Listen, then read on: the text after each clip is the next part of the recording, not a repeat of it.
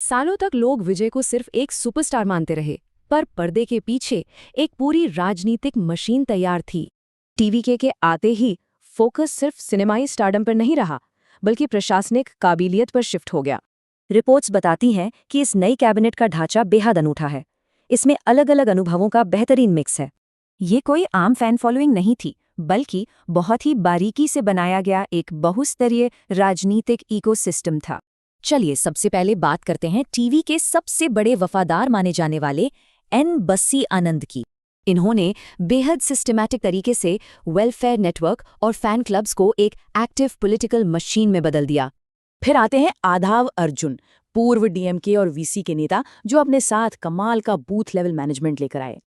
पूर्व आईआरएस अधिकारी doctor KG Arunraj इस नई कैबिनेट को एक बेहद जरूरी टेक्नोक्रेटिक चेहरा देते हैं।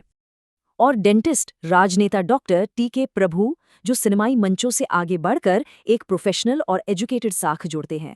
सरकार चलाने के लिए प्रशासनिक अनुभव चाहिए था, इसलिए सेंगोट्टैयन और वेंकटरमन जैसे दिग्गज चेहरों को टीम में लाया गया।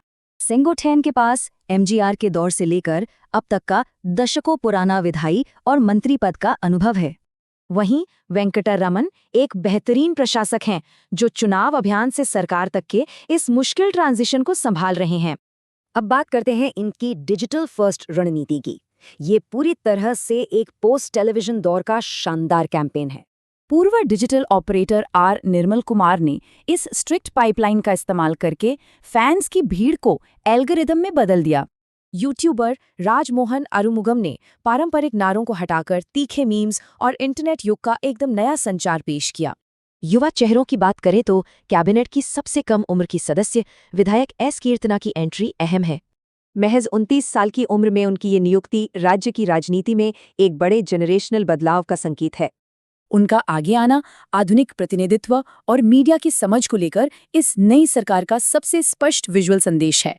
यहाँ पुराने दिग्गजों और नए डिजिटल रणनीतिकारों के बीच एक बेहतरीन तालमेल और संतुलन साफ दिखता है। अलग अलग राजनीतिक बैकग्राउंड से आए इन लोगों ने मिलकर एक बहुत ही संतुलित और असरदार इकोसिस्टम तैयार किया है। ये ढांचा अभूतपूर्व है।